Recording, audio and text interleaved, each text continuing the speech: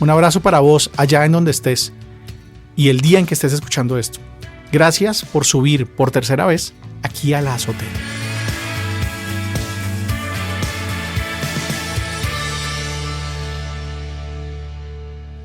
Al inicio, todo lo que pensaba sobre Jesús estaba definido por el entorno de mi fe, de mi religión. Ahora sucede lo contrario. Lo que creo, lo que celebro, lo que comparto, está definido por lo que he conocido de Él. ¿Por qué la diferencia? Verás, Jesús de Nazaret es mucho más, pero sobre todo muy distinto de lo que se habla sobre Él en las iglesias, en los púlpitos y en las estampitas. Eso lo supe desde la primera vez que intenté acercarme a lo que conocemos sobre Él, sobre su vida, sus palabras, sus acciones, sobre la razón por la que se hizo tan indispensable para sus amigos, amigas y quienes le creyeron. Lo primero que encuentras cuando buscas a Jesús en su propia historia y su propia voz es que se precisa quitar capas y capas de ese discurso religioso que ha inundado la fe y la cultura y que nos hace imaginar a Jesús, pensarlo, hablar con Él y de Él sin conocerle, sin reconocerle.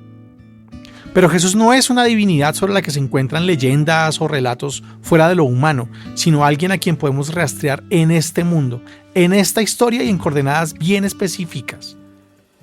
Alguien que no tuvo mayor relevancia histórica ni protagonismo social durante su corta e interrumpida existencia, pero que removió de tal manera el suelo de quienes le conocieron, que provocó un movimiento que alteró por completo, a la vuelta de un par de siglos, la vida de uno de los imperios más grandes que ha conocido la humanidad. Y no fue solo su vida, particularmente su muerte fue tan escandalosa como significativa. Como si el intento por desaparecer le hubiera causado que jamás dejara de estar con quienes le quieren, le queremos. Ese Jesús, maestro Galileo de la época del emperador Tiberio, ejecutado como transgresor y rebelde, ha sido para millones de personas de los últimos 20 siglos el Cristo, el Salvador y el Hijo de Dios. Aunque no es claro que esos millones de personas hayan estado de acuerdo en qué significan esas palabras, y tampoco es claro si sus creyentes de hoy conocemos al menos lo que intentaban decir con esas expresiones quienes las usaron para hablar sobre Jesús en los escritos que nos contaron su historia y la de sus amigos y amigas. ¿Es posible definirlo definitivamente y con irrefutable certeza? No sin falsear poco o mucho su existencia, que jamás tuvo pretensiones dogmáticas ni doctrinales. Podemos, eso sí, buscarle y encontrar y seguir buscando. Y podemos dejarle nuestro suelo para que también lo remueva. Así eso provoque que se caigan tantas capas y capas de discurso religioso. Estos son, después de un par de décadas de búsqueda, unos cuantos hallazgos. Vamos a contarlos. Episodio 13. ¿Alguien sabe dónde están? La pregunta se la tuvo que haber hecho mucha gente, muchas familias, en la Galilea de la primera mitad del siglo I.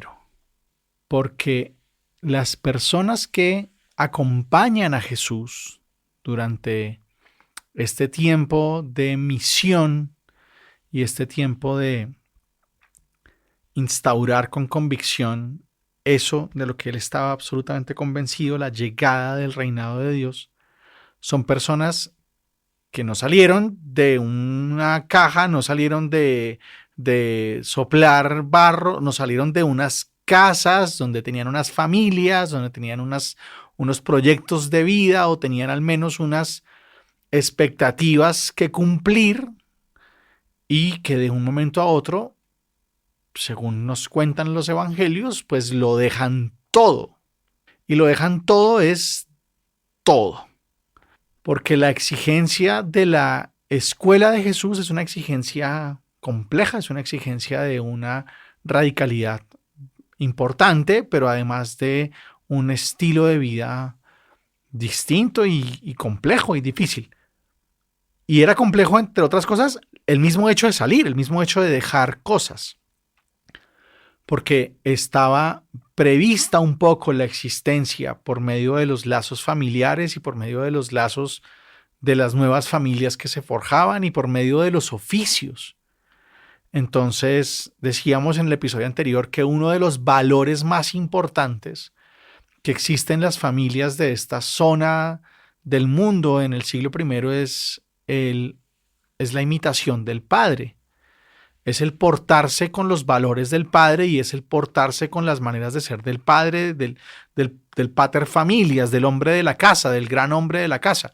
Que no necesariamente tenía que ser el papá de alguien, sino que podría ser el abuelo, podría ser el gran tío, como el patriarca de alguna manera, ¿no? Como el líder y de sangre también, ¿no? Entonces hay, como lo hemos dicho, pues hay unas casas que son casas bastante compartidas y en el que puede vivir un gran número de personas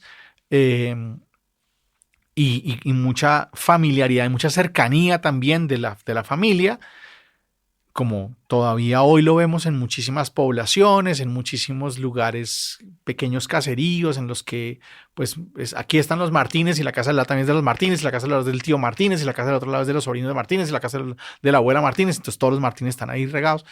Bueno, más o menos así funciona, con muchísima más contundencia y con muchísima más claridad, incluso arquitectónica, la vida de la gente sencilla en esa Galilea.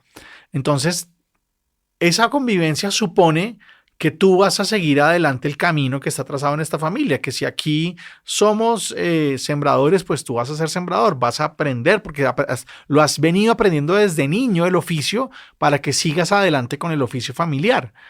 Y lo vas a hacer de la manera como lo han aprendido tus abuelos y como lo han aprendido tus ancestros y como lo ha aprendido tu padre o el gran padre de esa casa. Y entonces hacer una ruptura de este estilo pues es una cosa muy compleja. Sucedía, claro, con las distintas facciones. Sucedía que la gente dejaba sus casas para irse tras un maestro.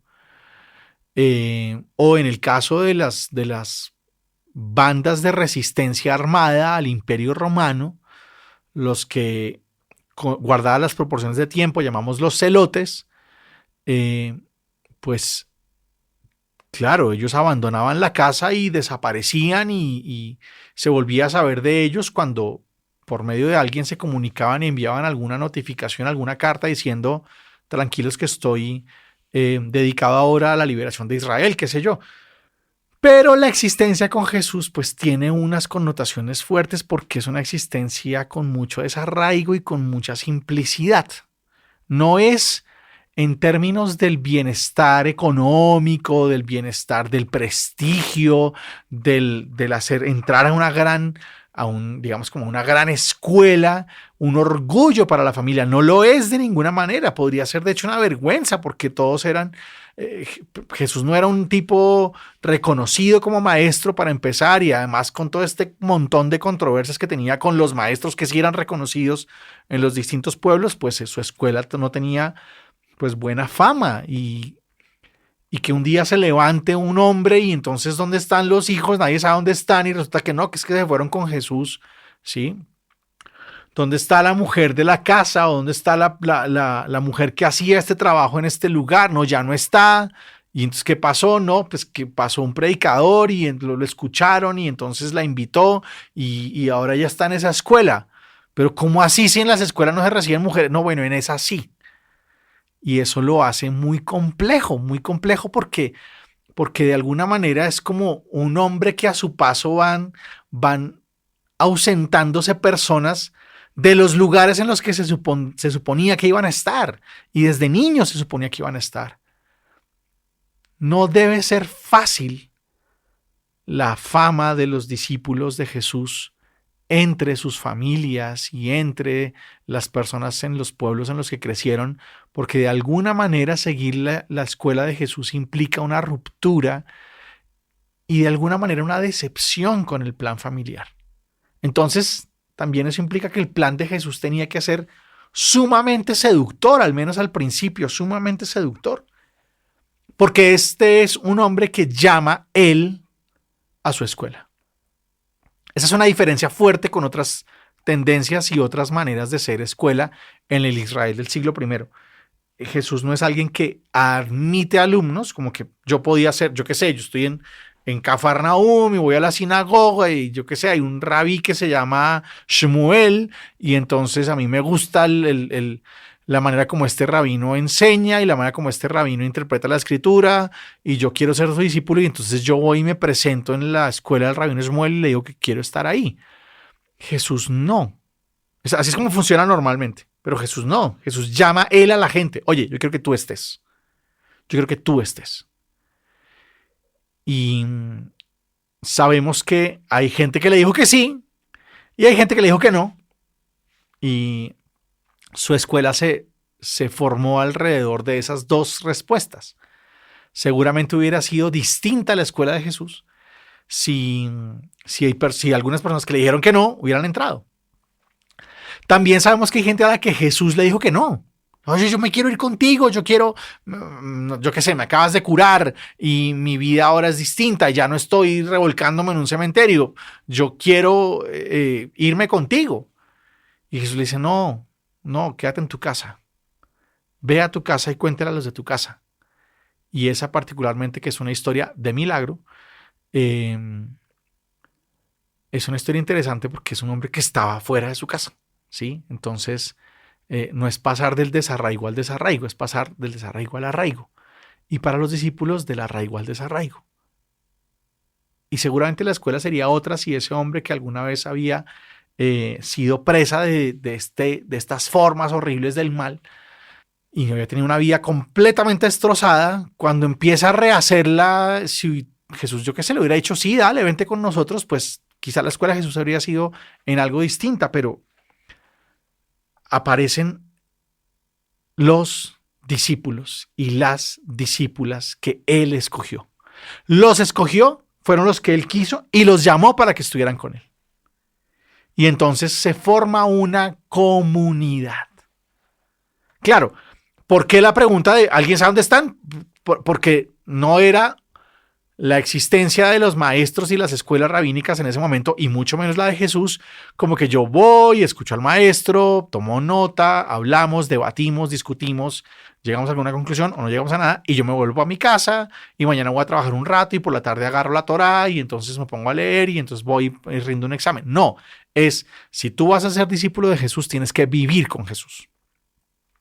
Y si Jesús decide por la mañana levantarse e ir a un pueblo, tú te vas para ese pueblo con Jesús. Y si Jesús termina metido en la casa de un señor que tenía a su hija enferma, tú estás metido en la casa del señor que tenía a su hija enferma. Y ahí se van organizando y ahí van mirando de dónde sacan las provisiones y a quién le reciben ayuda y de dónde sacan la comida. Porque además es una escuela que se caracteriza de alguna manera por la comida, o sea, les encanta comer y tienen fama de que comen, y Jesús tiene fama de que le gusta comer un montón. Y se van organizando, pero se organizan a partir del desarraigo, se organizan a partir de hay que estar con él, y eso significa que hay que salir. Y entonces esa expresión se vuelve súper contundente, ¿no? Lo dejaron todo y le siguieron.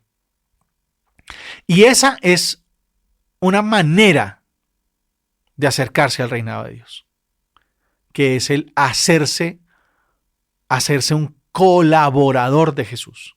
Hay mucha gente que lo oye, hay mucha gente que escucha a Jesús, hay mucha gente que escucha a Jesús y su vida se le transforma totalmente.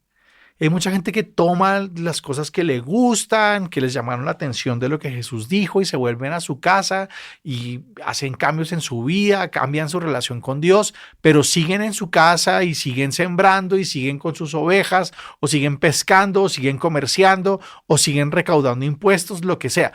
Pero hay unos en particular a los que Jesús les dice, no, yo no quiero que tú seas alguien que simplemente escucha, va, se devuelve. No, yo quiero que tú tienes algo que va a hacer posible que esto se extienda, que otra gente escuche la llegada del reino, que la buena noticia toque muchos más corazones. Y ahí aparecen la Magdalena, Salomé, Tadeo, Simón, al que llama Roca, al que llama Piedra. Están los hijos del señor Zebedeo, Santiago y Juan. Está Andrés, el hermano de Simón. Aparecen María la de Cleofás, aparecen distintas personas de las que va a hacer escuela, y a los que va a tener a su lado van a ver lo que hace para poder hacer lo que hace. La escuela de Jesús consiste en estar con él y en hacer lo que él hace. ¿Sí? Compartir la vida con él, Y claro, aprender un montón, preguntarle mil cosas. Jesús es un hombre con unas maneras de pensar muy, muy contradictorias para la época, muy controversiales para la enseñanza de la religión en ese momento y hoy todavía, tanto así que hay cosas que dijo Jesús que no nos gusta enseñar, porque son contradictorias, porque son controversiales frente al estatus quo de la iglesia y del cura y de los pastores y todas esas cosas, terminan siendo una contradicción contra todo el aparato que hemos armado. Entonces hagamos de cuenta que Jesús no dijo nada. Y estar con él ahí, que implicó distanciarse, que implicó de alguna manera perderse del ambiente en el que crecieron y que se levanten la gente diciendo, pero este tipo se está robando a la juventud. ¿Sí? ¿Dónde están? Y ellos están a sus pies, están sentados escuchándolo, están acompañándolo de lugar en lugar y están además siendo enviados a hacer lo mismo que él hace.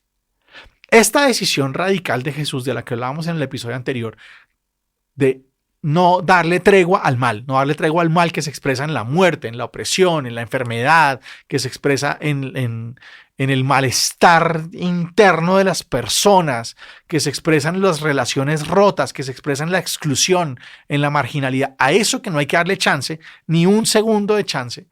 Pues Jesús, que no se puede multiplicar por 10, que no puede estar en 3 lugares al tiempo, ¿sí? Escoge a estas mujeres y a estos tipos y a ellos los pone a sus pies para enseñarles. Cuando digo los pone a sus pies para enseñarles es porque normalmente el maestro se sentaba en un lugar un poquito más alto y el estar a los pies significaba sentarse para escucharlo y para crecer con él y para crecer en lo que estaba enseñando y en lo que estaba proponiendo.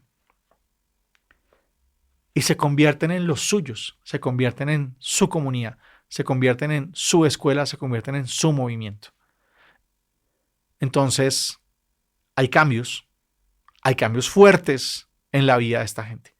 Hay cambios muy radicales en la vida de esta gente. Cambios que no se le han pedido de ninguna manera a las multitudes. Cambios que no se le han pedido a la gente que escucha en las sinagogas, cambios que no se le han pedido a los que van y oyen y hacen todo su tema interior o se alegran por el perdón de Dios que ahora es indiscriminado, ¿sí? Y que ya no depende de ir allá y sacrificar un pichón. No, y a ellos no se les ha hecho esta petición radical, no se les ha hecho. Se le hace a los que deciden ser de los suyos y a los que acogen la llamada y a los que se vuelven eso, ¿no? Colaboradores en la llegada del reino. Y esos colaboradores en la llegada del reino, lo primero que van a vivir es el desarraigo. O sea, lo primero que van a vivir es la invitación a soltar sus vínculos. Y en eso los evangelios son muy fuertes. Y las expresiones de Jesús en los evangelios son muy fuertes. El que pone la mano en el arado y mira para atrás no sirve para el reino de Dios. Deja que los muertos entierren a sus muertos. Tú ven y sígueme. Y entonces, claro, hoy en día uno ve, yo qué sé, interpretaciones como de shows, y entonces la familia, no, mejor dicho, eso les empacan la maleta, les dan sanduchitos para el viaje, qué bueno que estás con Jesús. Y entonces, no, esto tuvo que haber sido un conflicto muy bravo. Esto era romper vínculos con la promesa de una nueva familia. Porque la comunidad es una nueva familia para este grupo de personas. Para que puedan hacer el ejercicio de querer a la gente que no quiere a nadie, ahí hay una escuela del amor, ahí hay una escuela del cariño, ahí hay una escuela de la proximidad. Que en el entendido de Jesús y por los desplazamientos y por la urgencia de irse a curar en distintos lugares, pues implica un desarraigo, implica tienes que salir de tu casa, ¿sí? Eso no le gusta a mucha gente. Y eso causa dificultades en la época de Jesús. Y eso causa dificultades también hoy todavía. Y causa dificultades que también se manipulen esos textos para decirle a todo el mundo que hay que romper y hay que volverse exclusivos y volverse sectarios y no juntarse con esta y este tipo de personas porque, insisto, no son invitaciones que se le hagan a la multitud, a la gente, al pueblo. No son las invitaciones que se le hacen a los que han ido buscando sanación. A los que han ido buscando sanación, Jesús no les pide renuncias. A los que vienen buscando consuelo, a los que vienen buscando perdón. Las renuncias se le piden a los discípulos, a las discípulas, a los que entran en la escuela, a los que van a convivir ahí con Jesús, a los que tienen la capacidad, la disponibilidad, la decisión, el talento, lo que sea, para hacer la obra del reino y hacerla contando con esas exigencias, no jugándole a las exigencias. Porque una segunda, si la primera es el desarraigo con esta expectativa y esta promesa de una nueva familia que se vuelve realidad porque se vuelven hermanos, se vuelven hermanas, y no solamente se vuelven hermanos entre ellos, o sea, como no, felices todos con Pedro, no, buenísimos con Tadeo, no, lástima lo de Judas, pero bueno, ahí nos quedó el otro Judas. No. Es que se vuelven expertos en fraternarse, se vuelven expertos en hacerse hermanos de la gente, y por eso en el movimiento de Jesús tras la resurrección lo que va a hacer es una expansión de gente repartiendo cariño y repartiendo la misma curación y repartiendo la buena noticia y repartiendo la llegada del reino por muchos lugares con una facilidad que está instaurada en el amor y en el afecto y en la capacidad de volverse familia de los otros. Pero para eso hay que estar en la escuela. Seguido a eso está la simplicidad. Seguido a eso está la profunda distinción de esta escuela alrededor de otras, digamos, en contraste con otras, porque esta es una escuela de la simplicidad. Esta es una escuela en la que se pide abandonar la codicia, la ambición, la expectativa de cierto nivel de vida, ¿no? Esta gente va a vivir un poquito como que no sabemos qué va a pasar mañana, ¿sí? Y aunque hoy en día con todas las lógicas de la planeación estratégica y tal, y el autosostenimiento y de no sé qué cosas, y estar en contra de los esquemas asistencialistas, pues entonces todo el mundo lo que quiere es pues mandarse proyectos que los dejen súper bien montados. La escuela de Jesús no es así. La escuela de Jesús es pura disponibilidad y pura simplicidad. Porque se tienen claras dos cosas. Se tiene clara, uno, que los tesoros a los que se está aspirando son otros. Son otros. Y que no es fácil aspirar a ambos. ¿Sí? Que es imposible, de hecho, aspirar a ambos. Nadie puede servir a dos señores, va a decir Jesús un montón. Y Jesús tiene una cantidad de intervenciones que tienen que ver con el problema del dinero, que no, hoy en día eso ni se toca y se le dan unas vueltas de tuerca a esas vainas para decir que no, que el problema no es que tú tengas cosas, sino que te apegues y que no sé qué, y se leen mal los textos y bueno, pero un poco porque se confunden dos cosas. Uno, se confunde que estas exigencias no son para la gente la gente que está buscando la respuesta del reino, no son para ellos, son para la comunidad, son para la escuela de Jesús. Pero para la escuela de Jesús son reales, son absolutamente reales y no son negociables. No puedes perseguir las dos cosas. O anhelas los otros tesoros o anhelas los tesoros de siempre, de la marca, de la ropa, del estatus, del lugar en el que vives, de dónde te vas a comer, de todas esas vainas. O logras aspirar a los otros tesoros, que son esa disponibilidad, esa cercanía, ese acercarse a los corazones, ese poder ser amigos de cualquiera, ese poder entrar en cualquier casa, ese poder comer de lo que le den en cualquier parte, que era una cosa tan difícil en el momento, ¿no? En la época. Y entonces esa simplicidad es a causa de esa promesa de nuevos tesoros, tesoros que nadie puede robar, tesoros que no hay forma de que se dañen, ¿sí? Que no hay que pagarle seguridad, ni hay que nada, porque no entran en esa misma categoría. Y una tercera, que podríamos llamar una tercera invitación, una tercera renuncia, una tercera radicalidad fuerte, es: este no va a ser un lugar de prestigio, este no va a ser un lugar en el que unos van a ser capitanes y otros van a ser doctores y vengan los aplausos y entonces quedemos aquí que nos van a ofrecer un cafecito. Y no, esto es la escuela de los especialistas en ponerse de últimos. La escuela de los que tienen doctorado en ser invisibles, en desaparecer antes del aplauso. En que todo el reconocimiento, porque no es un tema de indignidad, ni de una sumisión ahí rara, ni de quedarse ahí uno desaparecer y confundirse con la nada de una falsa humildad, no. Todo eso está sustentado en el amor comunitario. Aquí lo vas a tener todo. Aquí te vamos a reconocer, aquí te vamos a amar, aquí vamos a darnos cuenta que tú eres fantástico. Aquí no vas a ser para nosotros el pecador, tú vas a ser el pescador de hombres. Aquí. Allá eres el último. Allá eres, entre más invisible, mejor. Allá, el centro son los niños. El centro son los pobres. El centro es la mujer que llora. El centro es el invisible. Y para que eso sea posible, tú tienes que hacerte invisible. ¿Sí? Cuando estés delante de estas personas que han sido totalmente ignoradas por el mundo y totalmente ignoradas por la religión. Eso es una cosa que no tiene nada que ver con los cristianismos de hoy en día. Tiene nada que ver con los grandes pastores, no tiene nada que ver con la eminencia y la excelencia y los señores cardenales, no tiene nada que ver con esto.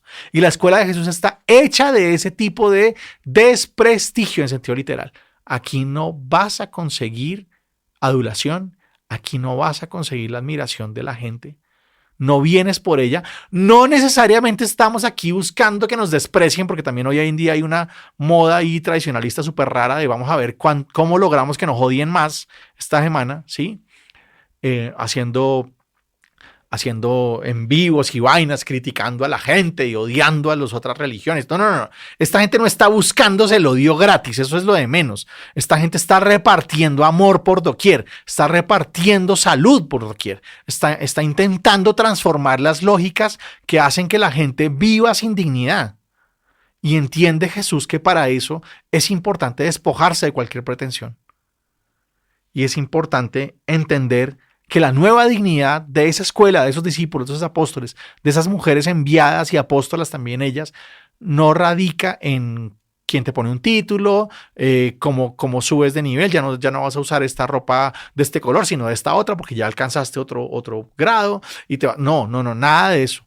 Sino la nueva dignidad de fuiste útil, fuiste semilla de mostaza. Y en tu fruto van a venir los pájaros del cielo a hacer nido. Ahora, te ves chiquita y eres invisible antes de brotar, sin duda. Eso no lo entienden los discípulos, no lo entienden. No lo entienden muchos de ellos, no lo entienden muchas de ellas. Quieren entenderlo. La propuesta de Jesús les resulta sumamente seductora. Lo dejaron todo, se fueron, lo acompañaron en cada casa, en cada lugar, en cada desastre de una vida que encontraron hecha pedazos, hecha jirones, y que en el encuentro con Jesús y con ellos en la escuela lograron ir rearmando, rehaciendo. Y esa propuesta, esa existencia, esa convivencia, esa comunidad es sumamente seductora, pero no terminan de entenderla. No terminan de entenderla. Son una comunidad de gente tan distinta, con unas propuestas tan distintas. Jesús les propone perdonarlo todo, ponerle otra mejilla. Jesús les propone ser unos artífices de la paz, renunciando a cualquier tipo de respuesta ante la agresión, ante el despojo. Eso es una cosa muy compleja, muy difícil, ¿sí? Que no se ve reflejada en muchas de las enseñanzas, por lo menos del catolicismo hoy. Nosotros tenemos un catecismo que habla en contra de esas opciones de Jesús, pero bueno, ahí no le impusieron a las malas. Esa comunidad es muy diferente, esa comunidad es muy distinta. Y ellos quieren un reino igual a los otros. Muchos de ellos, o algunos de ellos, quieren un reino igual a los otros. Quieren un reino con cortes, que yo me quiero sentar a la derecha, que yo me quiero sentar a la izquierda, que yo quiero mandar, que vamos a hacer que bajen una legión de ángeles para que te protejan y tal. ¿Sí? Es como un lenguaje de total aversión a algunas de las propuestas de Jesús. Jesús confía plenamente en que la llegada del reino no necesita violencia, no necesita la instauración de cooptarse como las relaciones así políticas y toda esa vaina, sino simplemente basta con denunciar su falsedad, o sea, con denunciar el espejismo tan ridículo que son esas opciones políticas, pero no alzarse entonces con un caudillismo y otra candidatura. No. Es desde aquí, es desde abajo, es en el uno a uno de las relaciones, de los vínculos. Y ellos no terminan de entender eso. Ellos siguen pensando que vamos a irnos a la batalla y entonces andan con una espada y el otro quiere levantarse cuando alguien viene a buscar a Jesús y los otros piden puestos y el otro dice, no, vamos a hacer obras sociales con todo este dinero. ¿Sí? Y hay como una pretensión y una codicia súper fuerte porque no terminan de entenderlo. A Jesús poca gente lo entiende.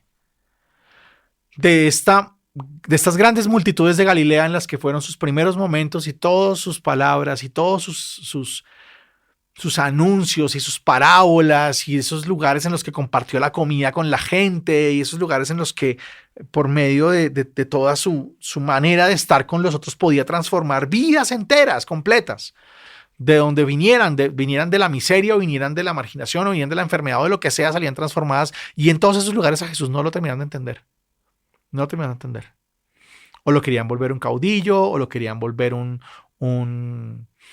rebelde, o querían que fuera como un mago, un prestidigitador, que hiciera salir cosas como mucha gente hoy cree que Jesús es. Y él decide que se va para otros lugares, que se va y que se dedica un poco a sus discípulos. Y tampoco lo entienden. Tampoco lo entienden del todo. Les seduce su propuesta. Es innegable lo que ven, pero siguen queriendo lo de siempre. Siguen queriendo el prestigio de siempre. Siguen queriendo los honores y los títulos y las victorias. Y esa no es la vuelta de Jesús, esa no es su propuesta, esa no es su manera de entender la vida. Y por eso va quedando muy claro que con todas las cosas que fue logrando persona a persona, con todas las vidas que fue transformando una a una, el gran proyecto del reino sigue siendo un proyecto difícil de realizar. Y es un proyecto que va a ser interrumpido por la fuerza, además. Es un proyecto que van a intentar acallarlo y anularlo por la fuerza. Los enemigos de Jesús, seguramente algunos de sus propios amigos que intentaron empujarlo al extremo de vamos a hacer que este man reaccione y decida ponerse un poquito más enérgico, ante lo que Jesús reacciona de una manera completamente distinta. Y por supuesto, Roma, a quien no le importa nada, qué le dicen, qué no le dicen, si hay alguien a quien podamos deshacernos por una mínima sospecha, lo vamos a hacer. Y entonces, aquellos hombres y mujeres que abandonaron sus casas en algún momento, pues van a terminar en un proyecto que no termina bien. Que al menos hasta el momento del complot para matar a Jesús, no termina bien. Esos por los que la gente se preguntaba, ¿dónde están? ¿Para dónde se fueron? Estaban siguiendo a Jesús. Y lo siguieron por los pueblos de Galilea y en algún momento dejan Galilea también.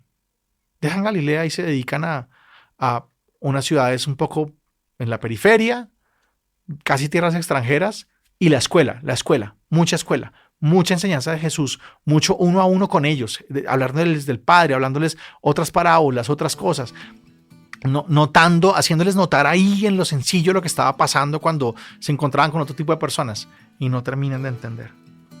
Y nosotros venimos de ahí, venimos del Señor que elige con una mirada totalmente certera y clara, hay algo en ti que le viene bien al reino. Y venimos de encontrarle Jesús a la gente de madera de hermanos. Llama a gente que tiene madera de hermano, que tiene capacidad de fraternidad, que tiene capacidad de sororidad, que tiene eso que se hace falta para que lo del otro me importe, aunque no me esté pasando a mí. Y venimos de esa propuesta por otra vida, por una vida sin privilegios, sin tantas cosas, sin las promesas del espejismo del mundo, ¿no? Del mercado y todas esas vainas. venimos de ahí, venimos de gente que tuvo esa ilusión, ¿no? Que no alcanzaron a entender porque también venimos de esa incomprensión. Venimos y seguimos siendo gente que no entiende del todo la propuesta de Jesús, que lo convierte en el gran Cristo Rey, que tiene que ser el rey del planeta y él quiere estar ahí de último ante el marginado y el pobre y que él sea el centro. Eso no lo terminamos de entender. Y eso nos deja en la puerta del desenlace final. Venimos de esa mezcla de ilusiones y desencantos, de exigencias radicales que se acogen, pero se acogen como esperando que otra cosa pase, y la otra cosa que pasa es que se deshacen de Jesús.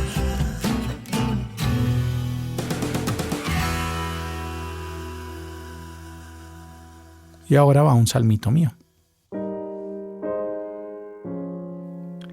Sin bastón, sin bolsillos, sin distinciones, sin alardear, sin primer puesto, sin segundo, sin tercero, sin saludos especiales, sin ropajes especiales, sin privilegios, sin golpes para devolver los golpes, sin legítima defensa, sin mirar atrás, sin sacar partido, sin ser el centro, sin ser visibles, sin esperar la recompensa, sin quedarse al aplauso, sin medallas, sin aureolas, sin altares, sin atenciones especiales, sin atajos, sin recepciones en su honor, sin estatuas, sin estados propios, sin cuevas, sin nidos, sin una basílica o un palacio donde reclinar la cabeza, sin el prestigio de los doctores, sin lucro, sin ánimo de lucro, sin lucro disfrazado de algo sin ánimo de lucro, sin honores, sin servidumbre, sin títulos, sin esas ganas de ser quien dice cómo se hace esto aquí. ¿Sin nada? No, con todo, con el cielo y sus pájaros, con el campo y sus flores. Esa es tu invitación. Amén.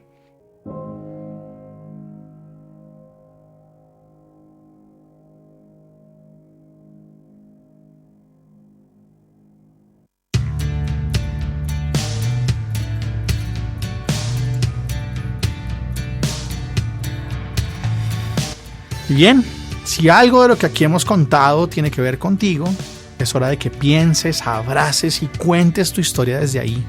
No olvides de dónde vienes. Benditos los oídos que escuchan y las manos que comparten.